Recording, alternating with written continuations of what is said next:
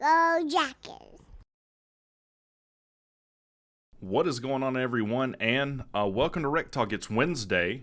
That means it's time to preview the next game, and this is a big one. Rivalry game, noon on ABC. We'll be going to Death Valley. Your boy WreckTalk will be going to Death Valley. Should be a good time. Now, even though this is a rivalry game, and unfortunately it's not a protected rivalry anymore. In fact, we don't play them next year. I think we play them 4 out of the next 7. It hasn't been all that competitive in the past decade or so. And that's on Georgia Tech.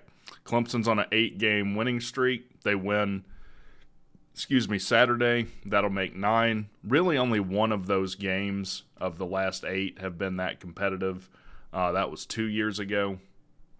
I think that's when we won. Let's see. I've got Winsipedia pulled up. 2021, we won 14-8. Pretty embarrassing if you're Clemson. You almost lost to a Jeff Collins coach team. And then obviously last year, Jeff Collins decided to take a timeout right before half just to run the clock out. You've got Dabo Swinney on the sideline just laughing like, what are you doing? What are you doing? Yeah. And honestly, Paul Johnson didn't fare, a whole lot better against Clemson. Haven't beat Clemson since 2014. That was Deshaun Watson's first year, and he actually got hurt. He was a freshman, got hurt, I think, in the first quarter of that game, on the second or third series of the game. That was the last time Tech won. Last time we won in Death Valley, even longer, it was 2008. In fact, you'll know if you're a Clemson fan, Dabo Swinney wasn't even the coach in 2008. Last time we beat Clemson in Death Valley, Tommy Bowden was the coach. He's now off doing his politics thing, whatever. Now, it might come to surprise you, given the dominance Clemson has had over Tech. Tech does have the all-time series lead.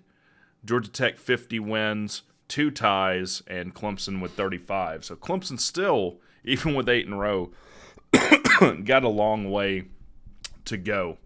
And if you're a younger person, you don't really have a sense of this, but this used to be just a knockdown drag out. Going back really to Gailey and before, when Gailey was at Tech, Calvin Johnson had some really good games against Clemson. I think George Gotsey set the single game passing record against Clemson with like 460 or something like that. He had a really good game against Clemson. I can even think back to Clemson having Taj Boyd, Charlie Whitehurst. I talked to Pete about that on the ACC show yesterday. This used to be a really competitive game, and hopefully it'll get back to that.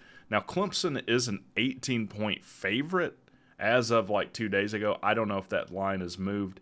I think even Clemson fans will say that's a lot of points. I know people don't think a lot about Georgia Tech, and if you haven't watched Georgia Tech football, especially in the last 3 weeks, you're thinking, what's the big deal? It's Georgia Tech. We've got them at home. We've beat them 8 in a row. They suck. We should roll. And I hope that the entirety of Clemson feels that way. I hope Clemson is hungover over this win against Notre Dame. They've got North Carolina next week. I hope they're looking ahead to that. I doubt it, though.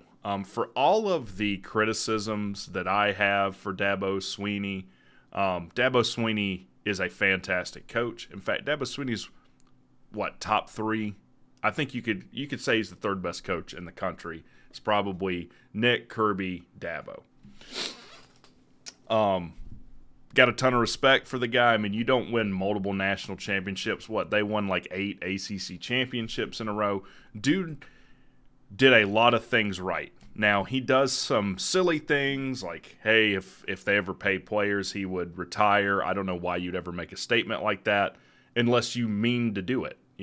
Dabo is a guy that likes to make a lot of threats and never follow through on them. Anytime fans criticize him, I guess I'll just go somewhere else. I'll go somewhere else where they appreciate me. And I got this from Pigskin Pete, and I agree with him. That's a threat. Unless you're going to follow through on it, why would you say that? Look, you're making $11+ million a year to put up with crazy fans. And that guy Tyler that called into his show is insane. Calling Dabo and asking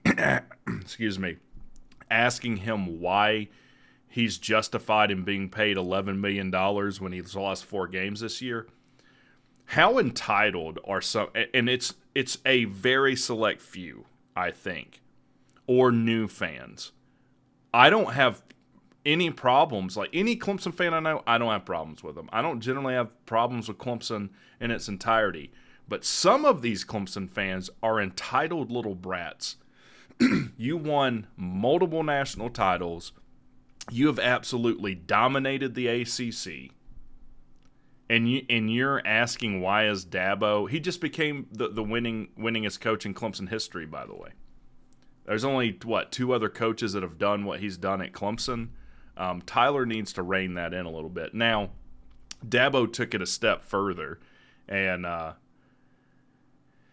I think he should have just left that being like, look, man, I get we have a lot of impassioned fans, but we've won a lot of games here. That's why I'm paid what I'm paid. Moving on. He at times, Dabo will respond like a fan would. At times, Dabo will respond to criticisms like I would, critical comments in my comment section.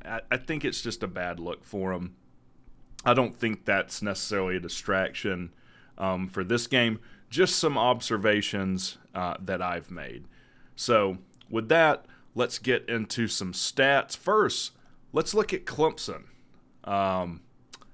It's no secret offensively Clemson's struggling. This is probably the worst Clemson offense they've had in some time. Now, it's been struggling since Trevor Lawrence left. And that's the other thing I think Clemson fans have to realize. Like, look, you're not entitled to a generational quarterback every cycle. They had Deshaun Watson, then they had Trevor Lawrence. 2 generational, for what, 6 or 8 years they had the best quarterback in the country.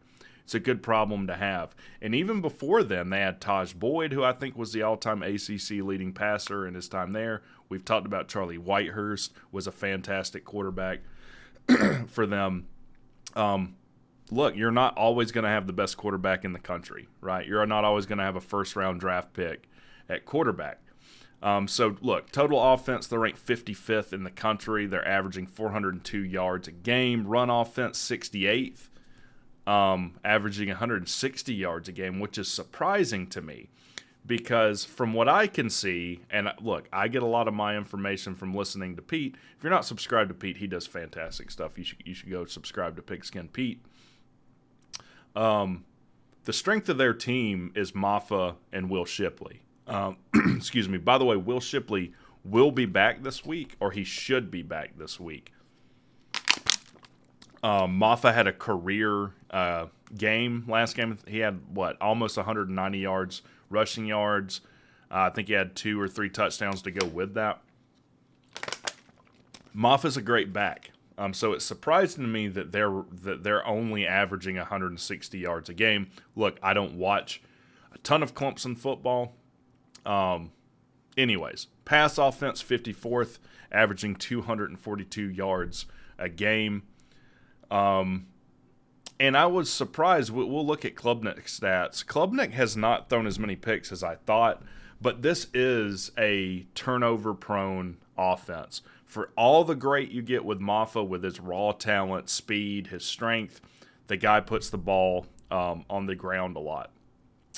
Klubnik will force balls. Like, the worst picks I've seen him throw, he'll have time and he'll just kind of loft a ball up and horribly underthrow it, or he'll force it into a spot where he really shouldn't throw the ball. The more curious thing to me with Cade Klubnik is his decision in the read option game and the RPO game. And it really is more so he pulls it when he should give it. And it gets them in a lot of trouble.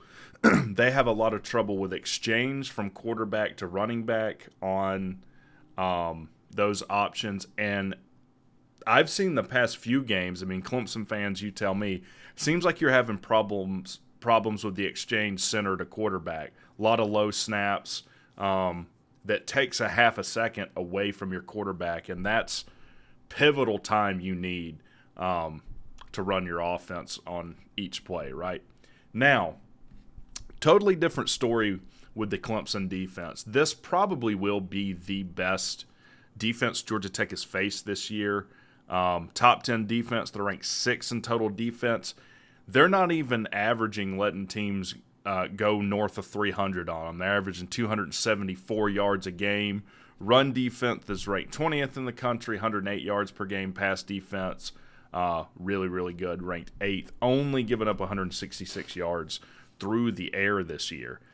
So it's going to be interesting to see. We'll look at Georgia Tech after this. Georgia Tech's offense has been really good. We've scored 91 points in 2 games. We've ran for, 640 yards in the past 2 games. And we've got dang near 1,200 yards of total offense in the past 2 weeks. So do we have an immovable object meeting an unstoppable force? It's going to be a lot of fun. If you're a college football fan in general, even if you're not a fan of these two teams, I think it's going to be a really good game. Clemson will mix up. We'll look in these clips, breaking down plays after we go over both of these teams. Clemson, it seems like primarily likes to run 3 linebackers. They like to run a 4-3.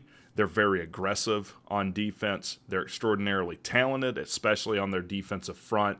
They're going to get after you on defense. Now, where I think they've been suspect on defense, they can be gashed on the ground at times. They're definitely far better defending the pass than the run. Teams that have been very successful with them have been successful running the ball, which is what Tech is doing great right now. And especially with mobile quarterbacks. I think Sam Hartman had north of 100 yards on him last week. Leonard at Duke ran all over him the first game. Haynes King will be the best mobile quarterback that they've faced all year.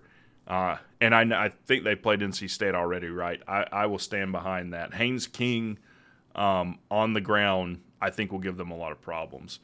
Now, let's look at leading passers, rushers, receivers. Klubnik, 2,056 yards, 14 touchdowns, only 6 picks.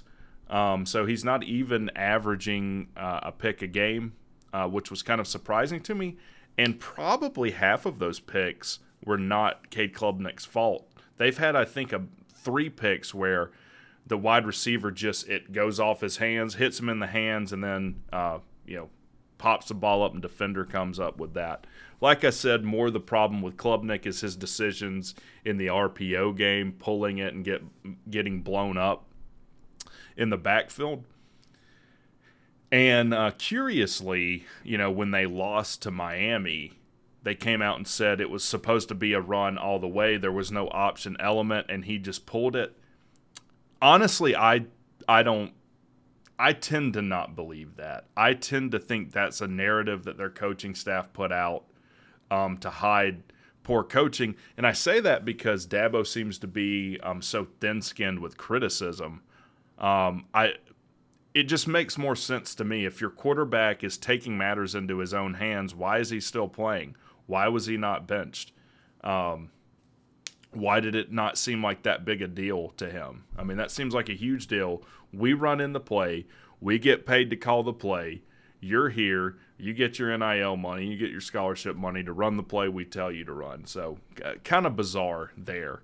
Leading rusher is Phil Maffa, 625 yards, 8 touchdowns. Again, phenomenally talented running back. Only problem with him is he will put the ball on the ground. He had 1 fumble last week against Notre Dame that almost cost him. We'll look at it.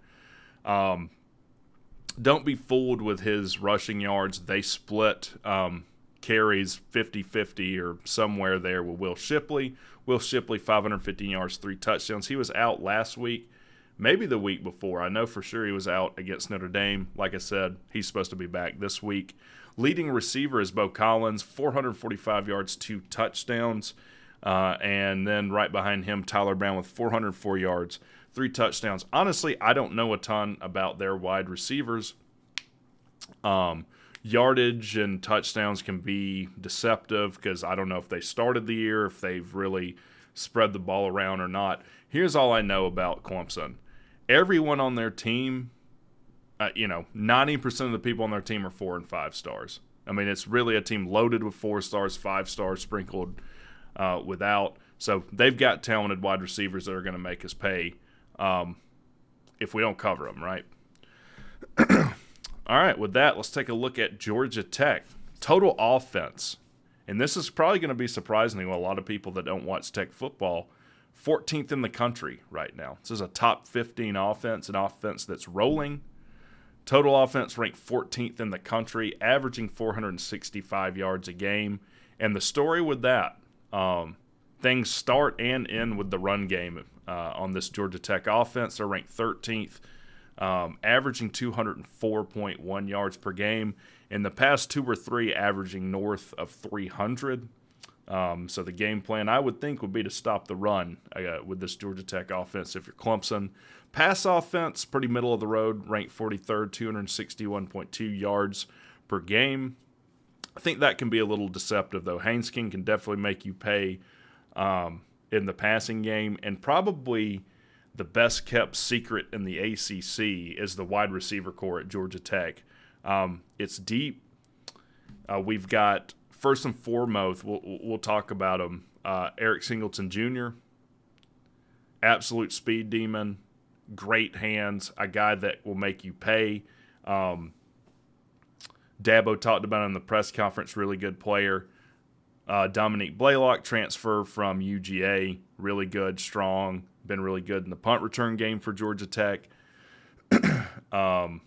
I think Chase Lane might be back this week. We've got speed demons like Christian Leary, Malik Rutherford, really good, a guy that's kind of stepped into that role that Nate McCullum had last year for Georgia Tech. Avery Boyd, a big-bodied wide receiver that I'd like to see a lot more of. Abdul Janae, transfer from Duquesne, has been really good for us. Really deep wide receiver room for Georgia Tech. If you're a Clemson fan, don't sleep on that. They can definitely make you pay too. Now, the other side of the ball, Georgia Tech's defense, no secret, has struggled mightily. One of the worst defenses in the country up to this point. Total D ranked 129th. That means what? There's only 4 defenses in the country worse. Colorado and USC are 2 of them. And then, pick 2 other horrible defenses. Giving up 454 yards a game, not good. Clemson definitely has the talent to put up 600, even 700 yards of offense if we don't have our stuff straight on defense. And it really, the worst part of it is the run defense, ranked 132nd, only 1 team worse at stopping the run. It's been much better against Virginia. I know Virginia, one of the worst teams in the conference, but we weren't able to stop the run game against teams like like South Carolina State, Bowling Green, Boston College ran all over us. So it is improved, but our linebacker core just not very good. If you're Clemson, I would run it 80% of the time. There's no reason to let Klubnik throw the ball much unless Tech proves they can stop the run against you. Pass D, pretty middle of the road to back of the middle of the road, ranked 76, giving up 233.7 yards a game. That's another thing that's a little deceptive. Georgia Tech's secondary is pretty good. They've really underplayed their talent this year, though in the past 2 games have come up with game-changing plays that has turned the tide of the games against North Carolina and had a really good game against Virginia. Now, going back to the Georgia Tech offense, things start and end with bling bling Haynes King. 2,330 yards on the season, 22 touchdowns. There's only 4, maybe 5. I haven't looked at the most updated. But as of last week, only 4 quarterbacks that had more passing touchdowns than him. That's that Penix Jr. at Washington, I believe Shadur Sanders, Jaden Daniels, and Drake May. Haynes King has been phenomenal for Georgia Tech. If you can shut down King, particularly on the ground, that would be an equation for winning the game. For Clemson, has thrown 10 picks with that, and that's the thing. Like with Maffa, you like all of the raw talent. A lot of the things he does is similar with King. He can throw some really bad picks that are really head-scratching, throw into quadruple coverage that can turn the tide of the game too. He seems to have turned the page on that somewhat in the last game, to the last two games, though he did have a really bad pick against North Carolina. Haynes King, everything Georgia Tech offense runs through him. Another best-kept secret in the ACC, Jamal Haynes, 664 yards, 6 touchdowns. Really good back, a guy that, in fall camp was started at wide receiver, transitioned to running back, really strong runner, really good runner. Watch out for him. He can make you pay as well. And then our second leading rusher, Haynes King, 545 yards and 5 touchdowns. And I think he's averaging about 70 yards a game in the last 2 games with 2 touchdowns. That read option game with Georgia Tech has been really good. It opens up everything. If you can stop the read option game, the RPO game with Georgia Tech, then you can stop the Georgia Tech offense. No one's been able to do it recently, though. Like we talked about, Singleton Jr., really, really good wide receiver. This kid's a true freshman from the west side of Atlanta. Absolute speed demon track star, fantastic hands. If I'm Clemson, I double cover Eric Singleton Jr., make you throw it somewhere else, make you beat me with someone else. If not, Singleton Jr. will have a big game. And then our second leading wide receiver, Rutherford, 432 yards, 3 touchdowns. Again, like I said, really a guy that's kind of filled that role of Nate McCullum last year. Solid wide receiver. All right, so that's a breakdown of both teams. Let's get into some film.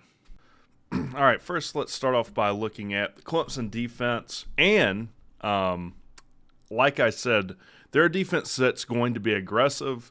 They do a decent job at disguising who's coming. So they've got 4 down, and they've walked a linebacker up. Though he is actually going to drop back in coverage, they're going to blitz the other linebacker. So now, what you see up front as an offensive line, you're kind of anticipating one thing, you get another. You have a fraction of a second to adjust. Clemson's linebackers are pretty athletic. Like I said, they're pretty good up front and just do a good job at getting to the quarterback, getting a sack. Big reason why they won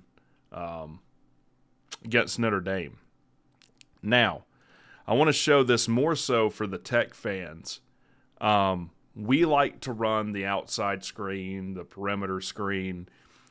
I don't think that's going to be very effective against Clemson. Clemson's defense, they're a top 10 defense for a reason. They flow to the ball very well, and they have a lot of speed. So they're going to run this little, screen here to Restrepo. They play Miami. And 6 just does a great job getting off his block, blowing this up, no gain. Virginia was able to stuff that. Georgia Tech runs the exact same thing. This seems to be something very popular in college football in general right now. And it's not going to be very effective for Tech. Now, just because, maybe this is controversial, but just because they blow it up is not necessarily the end of the world. You might get them thinking screen, run a wheel off of it. End up throwing over the top for a big play. We've seen Tech do that before as well.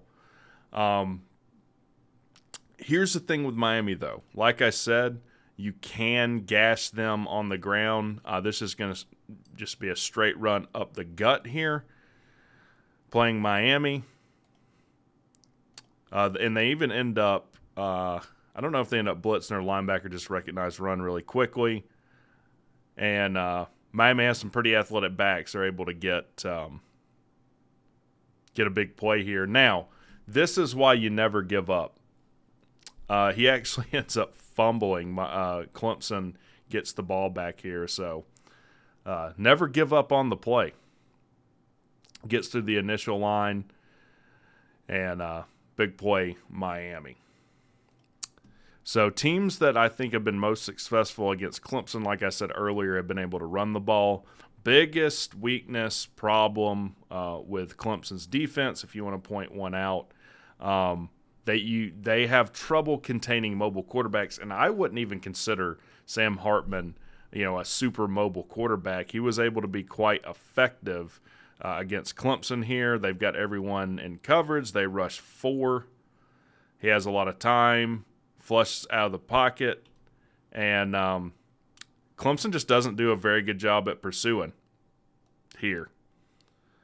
What number is this? This guy absolutely gets, if you want a clinic on blocking, absolutely gets taken out of the play. 54, doesn't take necessarily the best angle.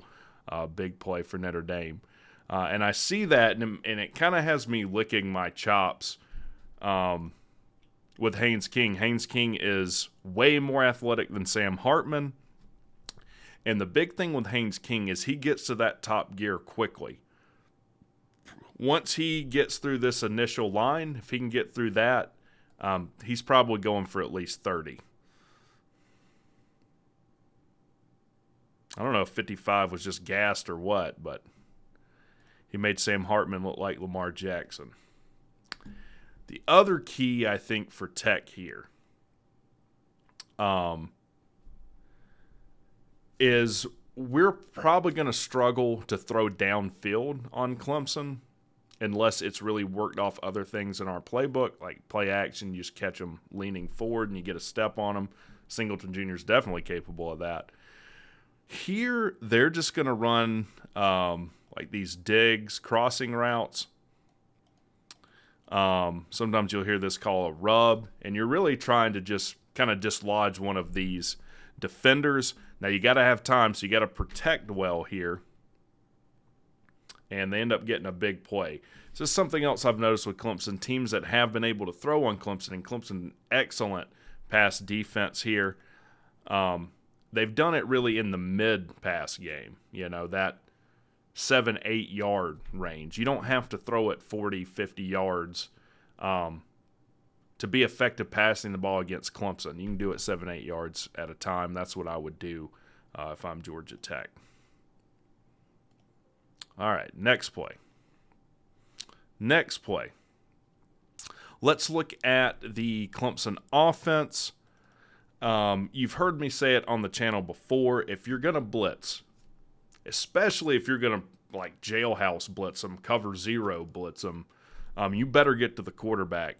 Clemson just has a very good play call here. They have a slant called. They're going to bring, I think, the house here, and they don't get to him. Klubnik, though he has struggled at times this year, definitely has the arm strength, the ability, decision-making in the passing game to find the open man if you bring pressure and don't get there.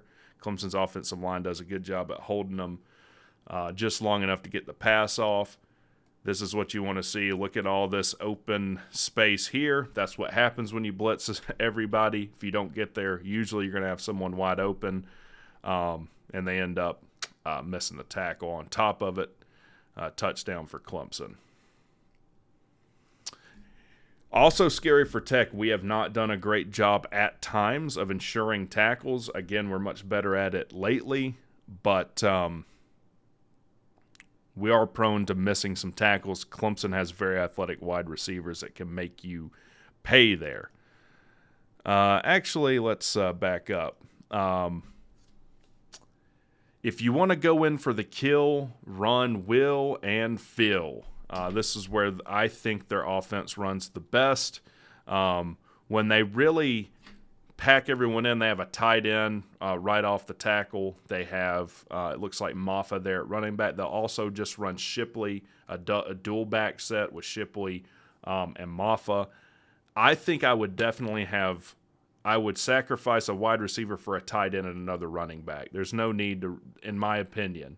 If they come out and just say we're going to run 4 or 5 wide receiver sets against Tech, I think that really plays into Tech's hand. You want to stack. They show blitz. They do blitz.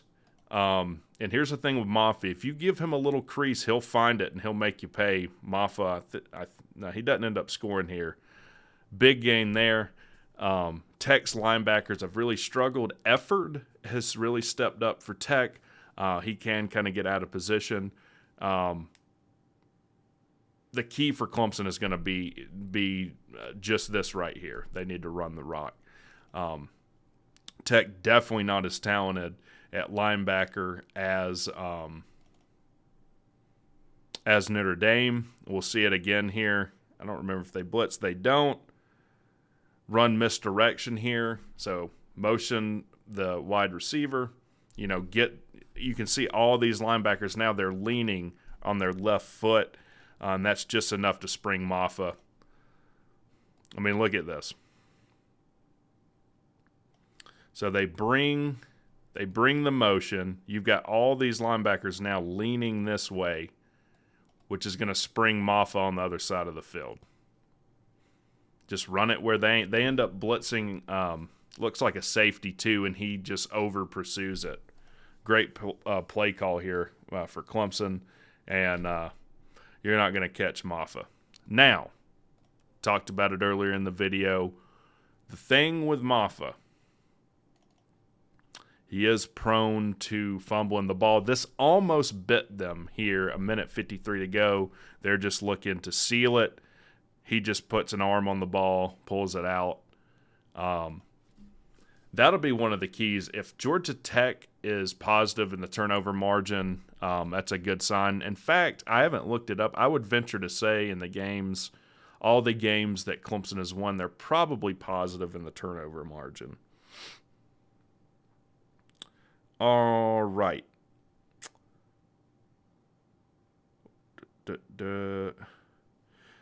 Now, as far as Cade Klubnik, I said he is prone to making some bad decisions. Here, I don't think Miami blitzes anyone. They don't.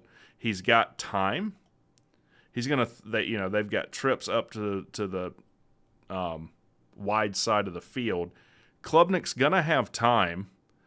He's flushed out. And trying to get the guy to go upfield. Maybe there's just some miscommunications between him and the wide receiver. Either way, lazily thrown ball and a pick.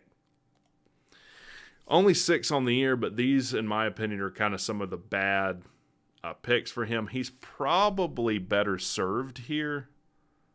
Let's see kind of how much space he had. Just throwing it away or trying to pick something up with his feet. But you can catch Klubnik, making some bad decisions here. Now, like I said, Tech likes to run this wide receiver screen. This is the first time I've seen us do it with motion. This is us playing Virginia. All right, so it's going to go here to Blaylock. And this is what I'm saying. They know what's coming. They've watched film. Whoever this is for Virginia already gets way upfield. Oh, sorry. This is the other play. This is where what I was saying, just because you get blown up in the screen game doesn't necessarily mean it's not setting them up for something else. So we look like we're going to do it, rub, get upfield, and nice completion to Rutherford there. So that's going to be a key, I think, really, creative play calling. I would honestly start off with this. I wouldn't start off running the screen. I'd start off with, throwing it upfield, faking like you're going to throw the screen, and let that open up the screen if you're just determined to running it. Yeah, I even labeled it fake screen. What am I thinking? Now, if you're Clemson, this is what you've got to be committed to stopping. Look how long he rides this read, pulls it at the very last minute. Look how quickly he gets upfield and gets top speed. This is first and foremost how Georgia Tech's offense is going to run. And he doesn't necessarily have like a wide open running lane, just makes something happen there. And again, this is something Clemson has had trouble defensively, even though they are a very good defense at stopping. I don't want to look at this one. Here's one where he pulls for a touchdown, makes a much quicker read. He already sees the running lane. And look, this is hard to key on because you don't know if, as a defense, if Haynes King is if his pull is to the edge or up the middle. And we do a good job at mixing it. So if you say, hey, you're not going to beat us with Haynes King, we're going to take away the outside run off the pull.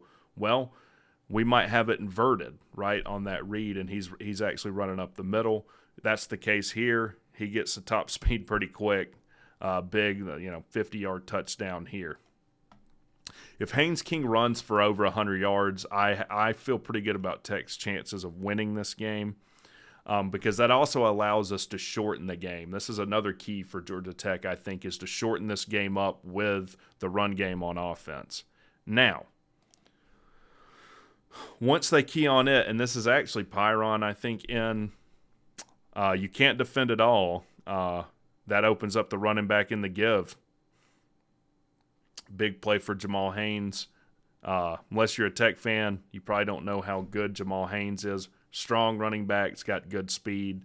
And you're kind of seeing how, like, as an effective offense, this is why Georgia Tech's ranked 15th in the country right now in total offense. Everything plays off each other. Every play call has a purpose, and it leads to another play. In other words, if the defense starts keying on that play, we have an immediate counter to it. And then if you just say, hey, we're going to sell out stopping the run, I don't care where you run it, we're going to stack the box, you're guaranteed single coverage. Singleton here just going to run the fly and burn them. King throws a dime. The guy's beat badly. I'm telling you, watch out for Eric Singleton Jr. He's a track star. There's a reason he's doing the track finish there. Really, really good player. Best wide receiver. One of the best wide receivers we've had actually in a long time as well. King even gives kind of the head pump fake there. So anyways, I hope that helps you out. If you're a Clemson fan, like I said, I don't really have any problems with Clemson fans. If I had keys to victory for Clemson, first and foremost, defensively, sell out to stopping the run, make Haynes King beat you throwing the ball. We do have Singleton that can be pretty effective, but I think your odds of losing go up greatly if you just let us run the ball on you. Offensively for Clemson, like I said, if you want to go in for the kill, give the ball to Will and Phil. Will Shipley and Maffa should have 80% of the plays should be running the ball with them in some capacity. There's no reason for Clemson to commit to throwing the ball more than 30% of the time. If they do, I think that's a victory for Georgia Tech. Not necessarily the result of the game being a victory, but that's what we want on the Tech side of the ball. For Georgia Tech defensively, I think it's a bend, not break, I guess, mentality. You got to pick your spots with blitzing, be creative with that. I think you got to commit to stopping the run if you're Tech on defense, though, even though that's not something we've been able to do very effectively. And really just be, hold them up enough to let your offense score enough points. Offensively for Georgia Tech, run the ball, run the ball, run the ball. So we're going to have similar game plans. Run the ball, RPO, read option with Haynes King. Let that open up advantageous matchups with Singleton and your other stud wide receivers on the outside with one-on-one coverage. Pick your spots there. I think whoever wins this game will win the turnover margin, and they will have more rushing yards. I think if you just showed me those two things, not even what the turnover margin is, just who won it and who has more rushing yards, that's probably what determines the outcome of this game. All right, I wanted to do something I didn't do for some of the other previews before we end the video. I know it's getting kind of long. Grading each position group, special teams, ball security, and coaching staff. So first and foremost, let's talk about quarterbacks. We've already talked about Klubnik, Haynes King. Definitely think Tech has the edge in quarterback. I don't even think that's all that controversial with how Klubnik has kind of struggled with the Clemson offense. I'd give Clemson a C+ at quarterback. I'd give Tech an A- at quarterback. Running back, I think you have to give that to Clemson. Maffa, even with his turnover issues in conjunction with Will Shipley, I'm sure you have another running back in waiting behind them that's pretty good. I'd give Clemson an A. I'd give Georgia Tech a B, though I do think Georgia Tech's running back room is still pretty good. 600-plus yards rushing offense in the past 2 weeks. Wide receiver, I give that a push, and that might come as a surprise to probably Clemson fans and anyone that's not a Georgia Tech fan. I think people really don't realize how good Georgia Tech's wide receiver room is. I'd give them a B+, and I'd give Clemson a B+ as well. I think raw talent, Clemson is more raw talented at wide receiver. I think Tech's wide receivers have been a bit more effective. Offensive line, I'd give that a push too. I'd give both offensive lines a B. And if anything, I might give Tech a slight edge offensive line. We'll see when they face the best defensive line they probably faced all year. Maybe Miami is just as good. We'll find out just how good Tech's offensive line is. Tight end, got to give that to Clemson. I haven't seen a ton of Clemson. I would just give them a B in the tight end group. Tech, C-. Seether has been a bright spot there, transfer from UGA. He has like 4 or 5 touchdowns on 7 receptions this year, so when he does catch the ball, more than likely it's for a touchdown. But as a group, definitely not as good as Clemson, I'll put it that way. Now, ball security, I'd give to Tech, though I think our turnover margin is worse. I think as of late, Tech's been much better with ball security, and Clemson just has not. Almost lost you a game against Notre Dame last week. Maffa fumbling with 1:43 to go in the game. Now, it's all Clemson on defense. Defensive line, I'd give Tech a D+. Defensive line, though, they've played a little bit better in the past 2 games. Clemson, I'd give an A or an A+. I might even give them an A+. They've been pretty good this year. Linebackers, and I hate to say it because Effort's played a lot better. Tatum's played decent at times. We all know what we got with Mola. I'd give Tech an F, a flat F at linebacker play. I'd give Clemson an A. And at defensive back, it's hard to grade for Tech with how we've struggled to get to the quarterback and with our poor linebacker play. I'll give them a C+. I'll give Clemson an A. They got a really good pass defense. Now, as far as special teams, I'm going to give the edge to Tech. I'd probably give Tech a B and Clemson a C in special teams. Clemson has made a lot of mistakes this year that aren't characteristic of their team. They've had a lot of blocked kicks. They've had some blocked punts this year, and just kind of some missed punts. Missed field goals, lost them a game against Florida State. Tech is 4th in the country in block kicks with 3 and 14th in block punts. So could that be the difference in the game? We'll definitely see. Coaching, maybe controversial as well. Let's talk about the offensive coordinators. I'd give the edge to Tech here. Look, I know Garrett Riley was a huge hire for them. He's in his first year. But as far as how effective these coordinators have been able to be this year and as of late, because that's what's most important when talking about this game, right? I'm not as concerned with the beginning of the season as I am the past 2 or 3 games. I think Buster's been a more effective offensive coordinator. I'd give him a C+. I'd give Garrett Riley a C as far as what they've been able to do this year and in the past 3 games. Defensive coordinator, got to give Clemson an A. You're the 6th-ranked defense in the country for a reason. Your DC's got you rolling. Look, we've demoted our defensive coordinator. Put in Scher. Evidently, he played. That's what Dabo said. He played for Dabo at Alabama, or he worked for him or something. I'd have to give us an F at defensive coordinator. You don't have the 129th ranked defense without some issues. Head coach, can't give anything but an A+ to Dabo. Multiple national championships. dominance of the ACC. Now, that might change if this trend of 4-loss seasons continues. He's going to draw criticism for his transfer portal handling, the way he handles recruiting, and his, aversion to any sort of criticism. But you can't give him anything other than an A+. He's probably the third best coach in the country right now. Brent Key, kind of hard to judge. He's in his first year. He's been able to motivate his team. Look, we've had bad losses against Bowling Green. Didn't particularly play well against South Carolina State. Lost to Boston College. Had this loss-win thing. I'd give Brent Key a C, though, in his first year up to this point. He's able to get some wins against Miami, against North Carolina. Got his position to make a bowl in his first year, something we haven't done since 2018. So that's kind of how I see it. Now, as far as just overall offense, I'd give the edge to Tech. I mean, I don't think that is really arguable.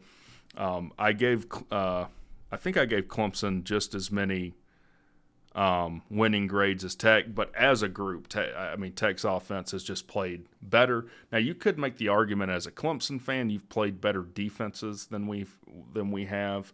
That might be fair, but from the evidence I'm looking at, Tech has a better offense.